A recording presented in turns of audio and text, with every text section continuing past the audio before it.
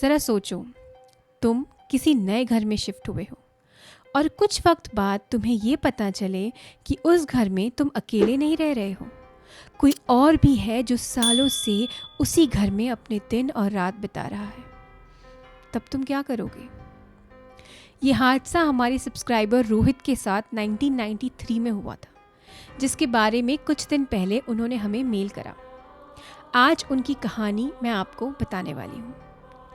तो जो रोहित हैं वो राजस्थान के एक छोटे से गांव से बिलोंग करते हैं।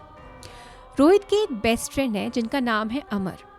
ये दोनों बचपन से एक ही साथ पले बड़े। रोहित और अमर एक ही स्कूल में पढ़ा करते थे। दोनों के सपने भी सेम थे। दोनों मूवीज़ में एक्टिंग करना चाहते थे। ये लोगों ने कई बार अपने पेरेंट्स को बोला, बट इनके माँ बाप कभी माने नहीं इन्हें राजस्थान से मुंबई शिफ्ट करने के लिए। फिर ये ना 18 साल के हुए, तब इनको कॉलेज ज्वाइन करना था। तो दोनों ने दिमाग लगाया और दोनों ने सोचा कि चलो एक काम करते हैं, मुंबई में एक कॉलेज में बात करते हैं और अगर वहाँ पर हमारा एडमिशन हो गया तो उसके बाद हमारे पेरेंट्स को हमें मुंबई भेजना ही पड़ेगा। तो इन्होंने अपनी तिगड़म लगाई और मुंबई में एक कॉलेज में एडमिशन ले लिया। उसके बाद जैसे तैसे लड़ झगड़ के रोग आके इन्होंने अपने पेरेंट्स को भी मुंबई में शिफ्ट होने के लिए मना लिया। तो अब रोहित और अमर को मुंबई शिफ्ट होना था अपना कॉलेज करने के लिए। ये लोग मुंबई गए और इन्होंने वहाँ पर फ्लैट ढूंढना चालू कर दिया। इन्होंने मुंबई के कई एरियाज़ में ढूंढा, पर हर जगह का जो रेंट था वो बहुत ज़्यादा था। फिर ना इन्हें मीरा रोड पर एक स्टैंड अलोन बिल्डिंग थी, वहाँ का एक फ्लैट मिला जिसका नंबर था फ्लैट 203। ये एक सेमी फर्निश्ड फ्लैट था, मतलब यहाँ पर एक सोफ़ा, एक टीवी, एक बेड, थोड़ी सी क्रॉकरीज और थोड़ी बहुत अलमारियाँ वहाँ पर ऑलरेडी थी। तो इन्होंने जब ओनर से बात करी, जो रेंट उन्होंने कहा वो इनके बजट में था। उन्होंने सोचा कि चलो अच्छा है, अच्छा फ्लैट है, सब बढ़िया है, एक काम करते हैं यहीं पर शिफ्ट हो जाते हैं। अगले दिन इन्होंने फ्लैट नंबर 203 में शिफ्ट कर लिया। अब क्योंकि शिफ्टिंग करी थी तो ये बहुत ज़्यादा थक गए थे। थकान की वजह से इन्होंने उस दिन कुछ 7:30-8 बजे ही अपना डिनर कर लिया। नॉर्मली ये लोग जो डिनर है वो 9:30, 10, कभी 10:30 बजे करा करते थे। जब इन्होंने डिनर कर लिया उसके बाद दोनों सोफे पे जाकर बैठ गए और टीवी देखने लगे। कुछ टाइम बाद अमर को बहुत ज़्यादा नींद आ रही थी। अमर ने रोहित को कहा कि यार मैं जा रहा हूँ सोने, तू एक काम कर, तुझे जब नींद आए तब तू अंदर आ जाना सोने के लिए। रोहित ने बोला ठीक है, मुझे तो टीवी देखना है अभी और मुझे नींद नहीं आ रही है, जब आएगी तब मैं आ जाऊँगा। अमर ने कहा ठीक है और अमर चला गया अंदर सोने। उसके बाद रोहित टीवी देख रहा था और कुछ देर बाद उसे पता ही नहीं चला कि उसे कब अपने आप नींद आ गई और वो सोफे पर ही सो गए। सोने के कुछ देर बाद उसे ज़ोर ज़ोर से खटखटाने की आवाज़ आई। जैसे ही उसे आवाज़ आई वो एकदम से उठा। उसने आसपास देखा तो आसपास कोई भी नहीं था और उस वक्त आवाज़ भी नहीं आ रही थी। तो उसने सोचा हो सकता है मैंने सपना देखा हो, फिर सो गया। उसके कुछ 10-15 मिनट हुए होंगे, उसके बाद उसे वापस से ज़ोर ज़ोर से दरवाज़ा खटखटाने की आवाज़ आने लगी। अब क्योंकि आवाज़ ज़ोर ज़ोर से आ रही थी और आवाज़ बढ़ती जा रही थी, बंद ही नहीं हो रही थी, तो रोहित थोड़ा सा घबराया। उसे समझा नहीं कि इतनी रात को घर में कौन आएगा।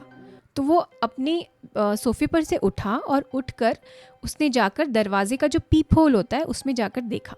उसे बाहर कोई भी नहीं दिखा, इसलिए उसने दरवाज़ा खोला।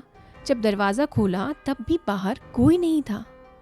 फिर वो थोड़ा सा घर के बाहर गया तो पूरी लॉबी में कोई भी नहीं दिखा, सिर्फ एक ट्यूबलाइट जल रही थी। उसने सोचा पता नहीं कहाँ से आवाज़ आ रही है, तो वो वापस अंदर आ गया और उसने दरवाज़ा अच्छे से लॉक कर दिया। उसके बाद क्योंकि अब ये सोफे से उठ ही गया था तो इसने सोचा कि चलो ठीक है, अब मैं बेडरूम में ही जाके सो जाता हूँ। जैसे वो बेडरूम की तरफ जा रहा था उसकी नज़र पड़ी बालकनी पे और बालकनी में उसने देखा कि एक लड़की खड़ी है। वो थोड़ा और पास गया, तब उसने सोचा पहले कि उसे शायद कुछ तो वियर्ड है, ऐसा हो नहीं सकता। तो वो बालकनी के और पास गया। जब पास गया तो उसे दिखा कि सच में बालकनी में कोई लड़की खड़ी है, उसके बाल एकदम लंबे हैं और वो उसे देख रही है। ये देखकर रोहित बहुत ज़्यादा घबरा गया। उसने एकदम से पर्दा बंद करा और वो भाग के अपने बेडरूम में चला गया। बेडरूम में जाकर उसने ओढ़ा और वो वहाँ पर सो गया। अब उस वक्त उसको बहुत अच्छी सी नींद आ गई क्योंकि थका हुआ भी था। फिर सुबह उसकी नींद तब खुली जब अमर ने उसे उठाया। अमर ने कहा, भाई मैं चाय बना के लाया हूँ, चाय पी ले। रोहित ने उसे बोला कि तुझे पता है कल रात को मेरे साथ क्या हुआ? रोहित ने सारी कहानी अमर को बताई। जैसे ही उसने ये बात अमर को बताई, अमर ने कहा, भाई कल रात को 4:30 बजे के आसपास मेरी नींद खुली थी, मुझे बाथरूम जाना था। तो जब मैं बाथरूम में गया तो मुझे थोड़ी देर से ना खटखटाने की आवाज़ आई, तो मैं वापस बाहर आया और मैं किचन में गया। जब मैंने किचन में गया तो मैंने नोटिस करा कि जो हमारे किचन में प्लेटफॉर्म के नीचे एक कैबिनेट है, वहाँ से खटखट खटखट की आवाज़ आ रही है। तो रोहित ने कहा, तो तूने मेरे को उठाया क्यों नहीं, तूने क्या करा? अमर ने बोला कि नहीं यार, मैं तो बहुत ज़्यादा डर गया था, मुझे लगा कोई चूहा हुआ होगा, अब इतनी रात को हम कहाँ भगाएंगे, और तुझे तो पता है मुझे चूहा, छिपकली, कॉकरोच इन सब से कितना डर लगता है, तो मैं तो भाई वापस अपने रूम में आकर सो गया। रोहित ने बोला, चल ठीक है, देखते हैं अभी क्या है, वैसे भी तू तो छोटी सी लड़की है, तेरे को तो हर चीज़ से डर ही लगता है। और रोहित हंसने लगा। अमर ने बोला, यार मजाक मत उड़ा, मेरा डर लगता है मुझे। और ये बात करते करते ये लोग किचन में गए। अब इनका घर ऐसे बना था कि सबसे आगे हॉल था, हॉल के जस्ट पीछे किचन, और किचन के पीछे 2 बेडरूम थे। तो ये लोग बेडरूम से किचन में आए। अब किचन में आने के बाद रोहित ने वो कैबिनेट खोला। अमर तो पहले ही पीछे जाके खड़ा हो गया था कि इन केस कोई चूहा हुआ आए तो उसके ऊपर नहीं आए। तो जैसे रोहित ने कैबिनेट खोला तो कैबिनेट तो अंदर से पूरा साफ था, उसमें कुछ भी नहीं था। पर एक बात बहुत ज़्यादा स्ट्रेंज थी, और वो ये थी कि पूरा जो घर था इनका, उनकी जो पूरी बिल्डिंग थी वो बहुत पुरानी थी, और जो इनका घर भी था ना उसमें भी दीवारों से सीलन हो रही थी, फर्नीचर पुराना था, स्टैंड भी इनके जो किचन का स्टैंड होता है वो भी पुराना हो चुका था। पर वो जो कैबिनेट था ना वो अंदर से बिल्कुल साफ, उसमें जो टाइल्स थी अंदर वो भी नई बनी हुई थी। ऐसा लग रहा था जैसे किसी ने एसिड वॉश करा है उस कैबिनेट में। तो अब क्योंकि ये 18 साल के लड़के थे, इन्हें इन सब चीज़ों से क्या ही करना। इन्होंने इन सब चीज़ें इग्नोर करी और इन्होंने कहा कि ठीक है अभी तो कुछ भी नहीं है, देखा जाएगा, वापस से कोई आवाज़ आएगी तो देखते हैं। लेकिन रोहित फिर भी एक बार बालकनी में गया और बालकनी में उसे कुछ नहीं दिखा। तो इन्होंने सोचा कि अब एक काम करते हैं, हमारा कॉलेज शुरू होने में तो कुछ 5 दिन है, अभी बाहर जाते हैं और पता करते हैं कि ये पिक्चर के ऑडिशंस कहाँ पर होते हैं। तो अगर कोई हमको ऑडिशन मिल गया तो हम ऑडिशन दे देंगे, क्या पता हम किसी मूवी में स्टार बन जाए। तो फिर उसके बाद अमर ने बोला, चल ठीक है चलते हैं बाहर, और ये दोनों बाहर चले गए। फिर ये लोग बाहर रहे, वहीं पे खाया, घूमा फिरा, एंजॉय करा, और शाम को कुछ 7:30 बजे के आसपास ये लोग घर वापस आए। जब ये लोग घर आए तो इन्हें घर के सामने एक अंकल खड़े हुए मिले। वो अंकल का नाम था मिस्टर अनुभव पाटिल। अब ये जो पाटिल जी थे ये इनके घर के सामने वाले फ्लैट में रहते थे, मतलब 204 में। पाटिल अंकल के साथ उनकी वाइफ रहा करती थी, उनकी एक बेटी भी थी जिसकी शादी हो गई थी और वो अपने ससुराल में रहती थी, और उनका एक बेटा था अखिलेश। अखिलेश की 3 साल पहले मौत हो गई थी। तो उसकी जो मौत का सदमा था वो उसकी माँ बर्दाश्त नहीं कर पाई। इस वजह से जो पाटिल जी की बीवी थी वो थोड़ी सी मेंटली डिस्टर्ब हो गई थी, और अगर उन्हें कोई भी पूछता उनके बेटे के बारे में तो वो सिर्फ एक ही जवाब देती, वो चुड़ैल ले गई मेरे बेटे को, चली गई, खा गई मेरे बच्चे को, वो डायन, मैंने उसे देखा था अपनी आंखों से। सबको ये सब बातें फालतू लगती थी, तो कोई बातों पर ध्यान नहीं देता था। ये सब बातें ये लोग कर ही रहे थे, और इन लोगों ने भी, अमर और रोहित ने भी अपना इंट्रोडक्शन दिया अंकल को। अंकल को बड़ा अच्छा लगा इन दोनों को देखकर, क्योंकि उनका जो बेटा था वो भी कुछ 17-18 साल का ही था जब उसकी मौत हुई थी। तो इन्हें, अंकल को ऐसा लगा जैसे मेरा बेटा वापस आ गया हो। तो अंकल ने अमर और रोहित को कहा कि बेटा तुम्हें कोई भी काम हो, कुछ भी लगे तो मुझे ज़रूर बताना। इन दोनों ने बोला ठीक है अंकल, और ये लोग अपने फ्लैट में चले गए, अंकल अपने फ्लैट में चले गए। उसके बाद ने सोचा कि अब हम क्या करें। वो 1993 था, तब स्मार्टफोन्स नहीं हुआ करते थे, कोई रील्स स्क्रॉल नहीं कर सकते थे ये लोग, नेटफ्लिक्स पे कुछ मूवी नहीं देख सकते थे। टीवी देखते देखते ये लोग अब इधर उधर की बातें करने लग गए और हंसी मजाक कर रहे थे। कुछ देर बाद इन्हें वापस से खटखटाने की आवाज़ आई। इस बार जैसी वो आवाज़ आई, रोहित अब सोफे से एकदम से उठा और कहा बस हो गया यार भाई, मैं देखता हूँ यहाँ पर कौन है। तो वो भागता हुआ किचन में गया और उसके पीछे अमर गया, और खटखटाने की आवाज़ धीरे धीरे बढ़ती जा रही थी। एकदम से रोहित ने किचन की कैबिनेट का दरवाज़ा खोला। जैसे ही उसने दरवाज़ा खोला तो देखा अंदर कुछ भी नहीं है, सब कुछ खाली है।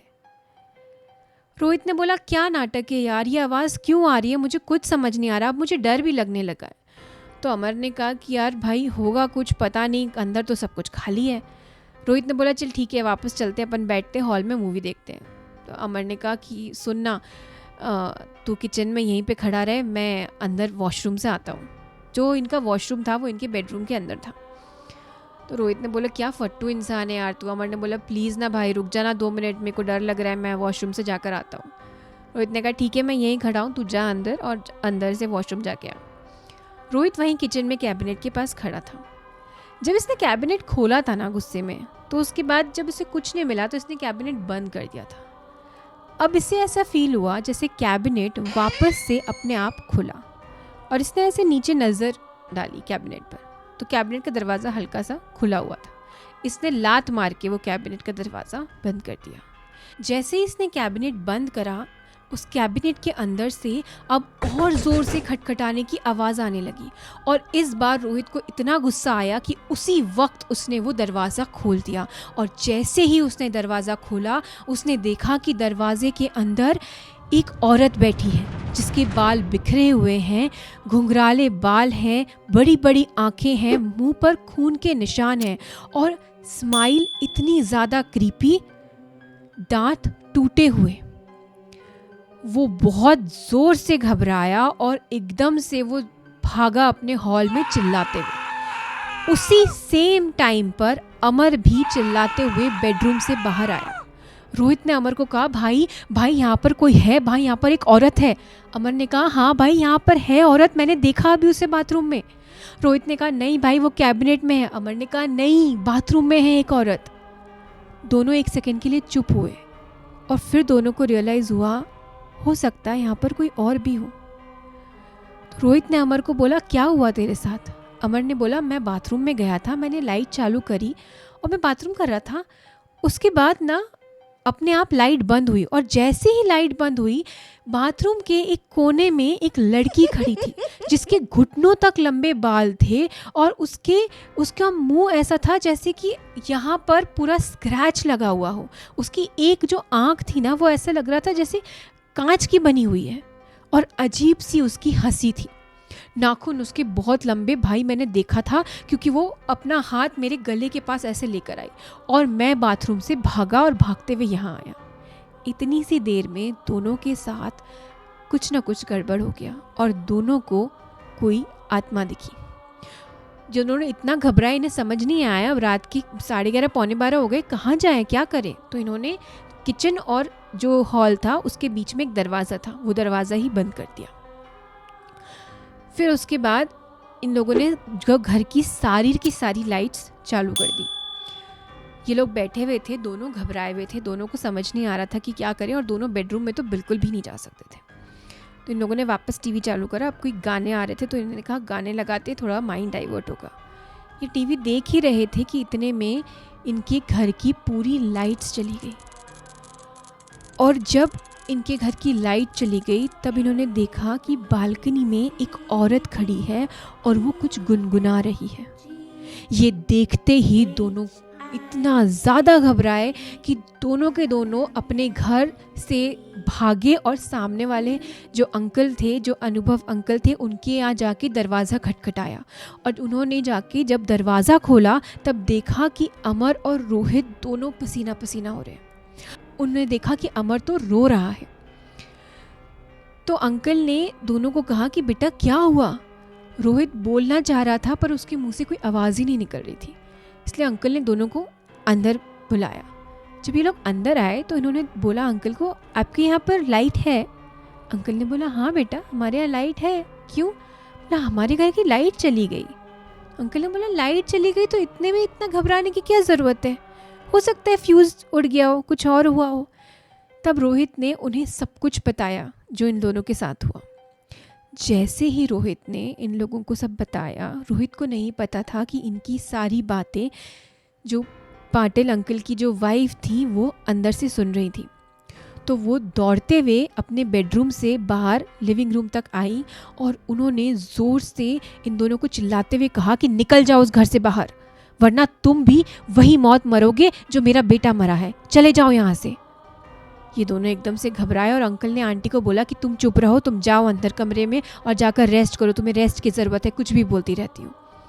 अंकल ने रोहित को कहा कि बेटा ये आंटी की बात का बुरा मत मानना, ये इनकी आदत है, जब से हमारे बेटे की मौत हुई है तब से ये थोड़ा बौखला सा गई है और इनको ये थोड़ी डिप्रेशन में भी है, तो ये कुछ भी बोलती रहती है। रोहित ने कहा नहीं अंकल, मुझे लग रहा है आंटी सही बोल रही है, वहाँ पर है। अंकल ने बोला नहीं बेटा कुछ नहीं है, मैं खुद वहाँ पर गया हूँ, मैं खुद रहा हूँ उस घर में, चलो मैं तुम्हारे साथ उस घर में चलता हूँ, देखते हैं वहाँ पर क्या है। अंकल के साथ ये दोनों आए, इन्होंने किचन और हॉल के बीच का भी दरवाज़ा खोला। अंकल ने किचन में देखा, बेडरूम में देखा, वहाँ पर कुछ भी नहीं था। तो अनुभव अंकल ने दोनों को कहा कि देखो कुछ भी नहीं है यहाँ पर, तुम लोग फालतू में डर रहे हो। इतने में अंकल की नज़र पड़ी टीवी की तरफ और टीवी में एक भूत की मूवी लगी हुई थी। तो अंकल ने कहा तुम लोग ना ये सब मूवी देखना बंद करो, ये सब डरावनी मूवी देखते रहते हो फिर तुम्हें लगता है कि घर में कोई है, ये बंद करो अपना टीवी। और अंकल ने टीवी बंद कर दिया। तो अमर ने बोला अंकल ये हम नहीं देख रहे थे, हमने ये मूवी लगाई ही नहीं, हम देख ही नहीं रहे थे, हो सकता है लाइट गई हो और फिर जब लाइट आई हो तो टीवी अपने आप चालू हो गया हो, तो जो भी फर्स्ट चैनल था वो लग गया। तो अंकल ने बोला अब क्या करना है? रोहित ने कहा कि कुछ भी हो जाए अंकल, हम तो नहीं रुकेंगे इस घर में, हम यहाँ पर हम नहीं रह रहे। और अमर का तो रोना ही बंद नहीं हो रहा था। अंकल ने बोला कि ठीक है एक काम करते हैं, आज रात को तुम दोनों मेरे घर पर सो जाओ, कल सुबह देखा जाएगा, जो देखते हैं क्या करना है। तो दोनों के दोनों अंकल के घर चले गए और वहाँ पर जाकर सो गए। वहाँ इन्हें बहुत अच्छी नींद आई। सुबह अमर की नींद खुली, तब अमर ने देखा कि रात को तो रोहित उसके पास सो रहा था, पर सुबह रोहित वहाँ था ही नहीं। अमर घबराया और एकदम से रूम के बाहर गया। जैसे ही वो रूम के बाहर गया तो उसने देखा कि रोहित डाइनिंग टेबल पर बैठकर नाश्ता कर रहा है और अनुभव अंकल पराठे बना रहे हैं। तो अमर ने बोला रोहित रोहित, आवाज़ लगाई। अनुभव अंकल ने देख लिया। अंकल ने कहा अमर बेटा आओ बैठ जाओ, तुम भी नाश्ता कर लो। अमर थोड़ा सा हिचकिचाया, फिर रोहित ने बोला ठीक है आ जा बैठ जा खा ले। तो अमर भी वहाँ पे चला गया और वहाँ पे ये लोग ब्रेकफास्ट करा इन लोगों ने। अब जब दोनों का ब्रेकफास्ट हो गया तो दोनों को समझा नहीं कि ये लोग क्या करें, क्योंकि यहाँ तो नहीं रुक सकते, ये अंकल का घर है, अपने घर वापस जाना ही था। तो उन्होंने सोचा कि ठीक है सुबह हो गई है, चलो वापस अपने घर चलते हैं। तो ये लोग वापस से उस 203 फ्लैट में चले गए। वहाँ पर गए तब अमर ने रोहित को कहा कि भाई मुझे ना बहुत डर लग रहा है और मुझे ऐसा लग रहा है कि वो आंटी ना सही बोल रही थी। तो रोहित ने अमर को बोला कि मुझे ना तुझे एक बात बतानी है, मैं अंकल से बात कर रहा था तब मुझे पता चला कि उनके बेटे के साथ क्या हुआ था। उसने बताया कि अंकल का जो बेटा था उसका एक दोस्त था नमन, वो हैदराबाद में रहता था और हैदराबाद से वो कॉलेज के लिए मुंबई शिफ्ट हुआ। अब जब मुंबई शिफ्ट हुआ तो उसके बाद अखिलेश और नमन की जो थी वो दोस्ती हुई। तो नमन ना एक घर ढूंढ रहा था रहने के लिए। तो अखिलेश ने कहा मेरे घर के सामने वाला फ्लैट खाली है, एक काम कर तू यहाँ पे आके रह ले। नमन ने बोला ठीक है। उसने ओनर से बात करी और नमन जो था वो सामने वाले फ्लैट में शिफ्ट हो गया। अब जब नमन सामने वाले फ्लैट में शिफ्ट हो गया तो अखिलेश का आना जाना चालू था उसके घर में। तो एक दिन अखिलेश ने अपनी माँ से कहा कि माँ एग्ज़ाम्स आने वाले हैं तो मैं ना कुछ दिन नमन के यहाँ रहूँगा। उसकी माँ ने कहा ठीक है, अब सामने ही तो घर था तो उनको भी कोई दिक्कत नहीं हुई। तो अखिलेश नमन के यहाँ रहने लगा। एक दिन वो सुबह सुबह अराउंड 7 साढ़े 7 बजे के आसपास अपने घर वापस आया। आंटी ने दरवाज़ा खोला और देखा कि अखिलेश एकदम पसीना पसीना हो रहा है, उसकी बॉडी जो है वो पूरी कांप रही है। तो उन्होंने एकदम से बोला, अरे अरे बेटा तेको क्या हुआ, आ जा बैठ। उन्होंने उसको डाइनिंग टेबल पे बिठाया और आंटी ने कहा रुक मैं तेरे लिए कुछ खाने को बनाती हूँ। और आंटी ने उसको पहले पानी दिया और फिर उसको एक पराठा बना के खिलाया। उसने अखिलेश ने पराठा खाया तो आंटी ने उसको छुआ तो वो गर्म हो रहा था, तो आंटी ने उसे एक दवाई दी। जैसे ही आंटी ने उसे एक दवाई दी उसके जस्ट कुछ 1-2 मिनट बाद अखिलेश ने बहुत सारी उल्टी करी और कुछ ब्लैक कलर की उल्टी करी। और उल्टी होते से ही वो अपनी माँ के आर्म्स में ही, उनके हाथों में ही उसने अपना दम तोड़ दिया। आंटी ने कहा कि जब अखिलेश की मौत हुई तो उसी वक्त उन्होंने अखिलेश के पीछे एक औरत को खड़े हुए देखा। एक औरत जिसके लंबे बाल थे, अजीब सी आंखें थी, मुंह पर खून के निशान थे और उसके बड़े बड़े नाखून थे और वो अखिलेश का गला दबा रही थी। ये देखते से आंटी ज़ोर से चिल्लाई और वहीं के वहीं बेहोश हो गई।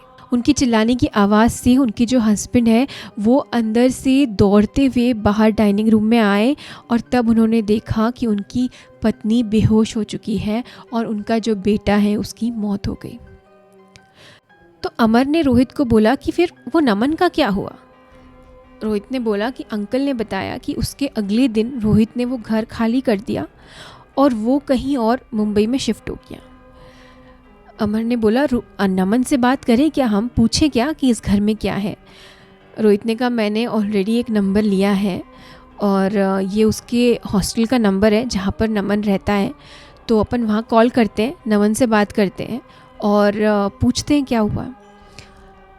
अमर ने कहा ठीक है। फिर ये लोग नीचे गए क्योंकि इनके घर में तो फ़ोन था नहीं, तो STD PCO पे गए ये लोग नीचे और इन्होंने वहाँ से नमन को कॉल किया।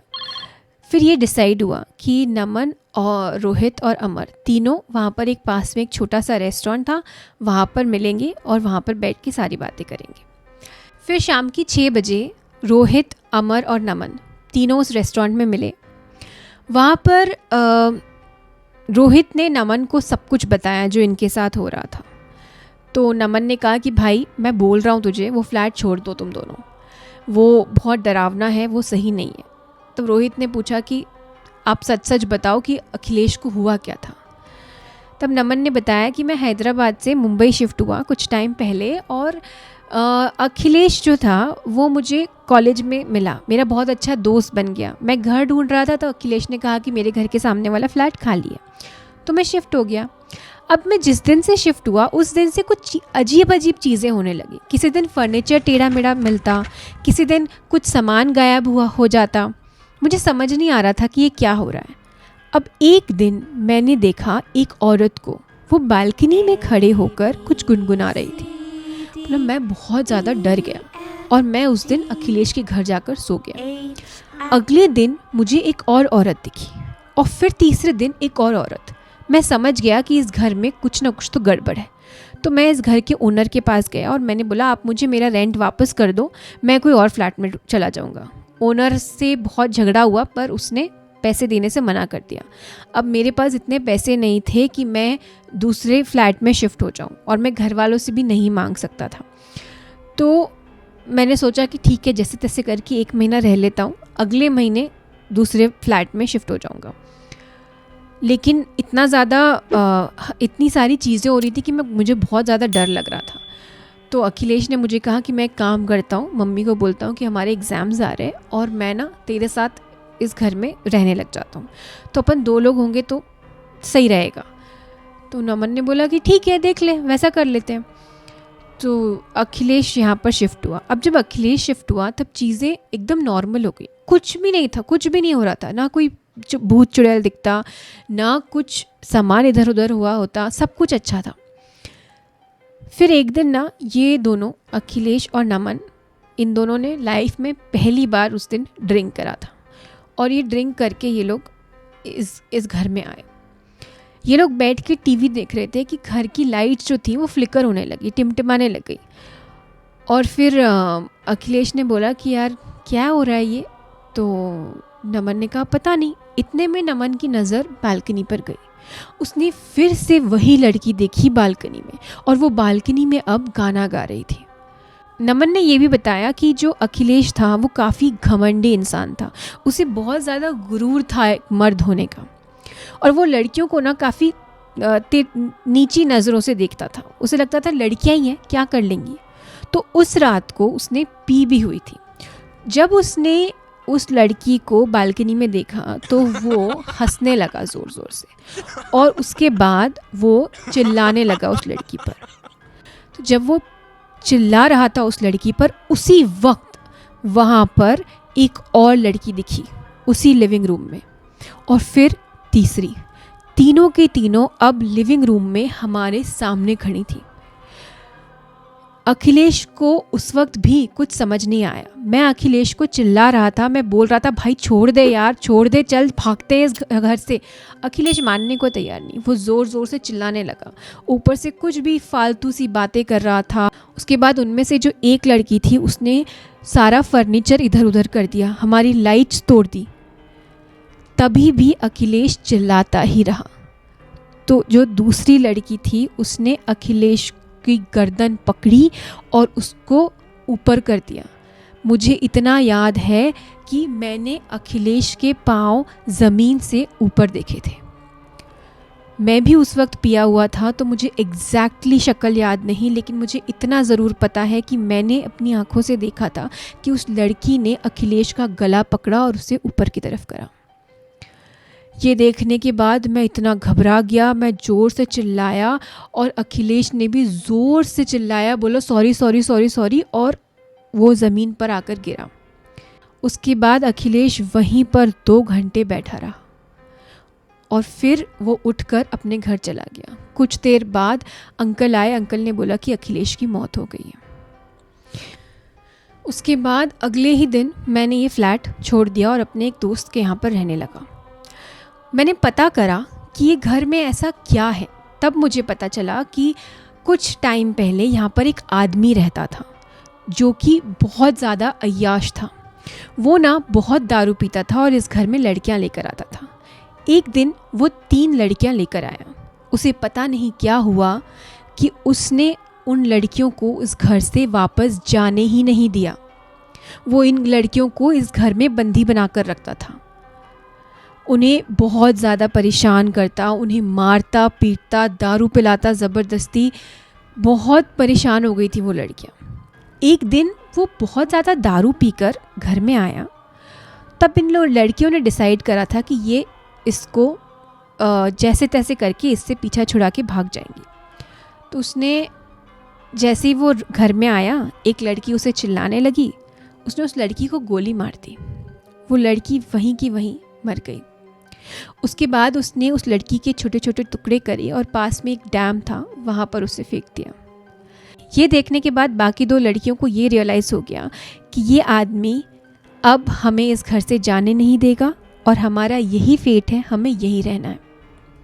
लेकिन ये आदमी को पता नहीं उस दिन क्या हुआ, इसने दोनों लड़कियों को अलग अलग रखना चालू करा। एक लड़की को वो किचन के कैबिनेट के अंदर रखता और दूसरी को बाथरूम में बंद करके रखता। फिर कुछ दिनों बाद वो आदमी फिर से पीकर आया। नहीं पता उसे ऐसा क्या हुआ कि उसने वो कैबिनेट खोला, उसमें पेट्रोल डाला और आग लगा दी और बाथरूम में जाकर दूसरी लड़की को चाकू से मार डाला। उसके बाद खुद बेड पर जाकर बैठ गया। आग की लपटें जब बहुत ज़्यादा दिखी तो आसपास के लोग घबरा गए और उन्होंने पुलिस को बुलाया। पुलिस ने आकर देखा तो सबसे पहले तो पुलिस ने इस आदमी को अरेस्ट करा। उसके बाद उन्होंने देखा तो एक लड़की कैबिनेट के अंदर जली हुई पड़ी थी और दूसरी बाथरूम में ही मर चुकी थी। तो मतलब पुलिस दोनों लड़कियों को नहीं बचा पाई। कुछ टाइम बाद ये जो आदमी था उसकी जेल में मौत हो गई। कुछ लोगों ने कहा कि ये बीमारी की वजह से मरा, बट कुछ लोगों ने कहा कि वो लड़कियों की आत्माओं ने उसे मार डाला। सच क्या था वो नहीं पता। ये सुनने के बाद रोहित और अमर बहुत ज़्यादा डर गए और उन लोगों ने अगले ही दिन वो घर खाली कर दिया। उन्हें ये तो समझ आ गया था कि उन्हें जो भी दिख रहा था वो एक्चुअली में वहाँ पर था। वो जो लड़कियाँ थी उन्होंने अब उसी घर को अपना बना लिया था और वो लड़कियाँ उस घर में अब किसी को नहीं आने देती थी। उन लड़कियों की आत्मा आज भी उस घर में रहती है और वो किसी मर्द को उस घर में टिकने नहीं देती। आई होप आपको ये इंसिडेंट पसंद आया हो। अगर हाँ तो लाइक और कमेंट ज़रूर कीजिएगा। ऐसे ही और हॉरर पैरानॉर्मल इंसिडेंट्स के लिए please subscribe to my channel Shubhada Chaurasi. और हाँ, अगर आप कोई ऐसे हैं जिनके साथ ऐसी कोई पैरानॉर्मल घटना हुई है और आप हमसे शेयर करना चाहते हैं तो मेरा ईमेल आईडी डिस्क्रिप्शन बॉक्स में मेंशन है। आप मुझे अपनी कहानी भेज सकते हैं और मैं ये कोशिश करूँगी कि मेरे चैनल के माध्यम से आपकी कहानी ज़्यादा से ज़्यादा लोगों तक ज़रूर पहुँचाऊँ। जाने से पहले मैं एक बार रोहित को थैंक यू बोलना चाहती हूँ जिन्होंने अपनी कहानी हमसे शेयर करी है। अब मैं आपसे अलविदा लेती हूँ। सिर्फ इतना कहना चाहूँगी कि अपना और अपनों का ख्याल रखें। Thank you.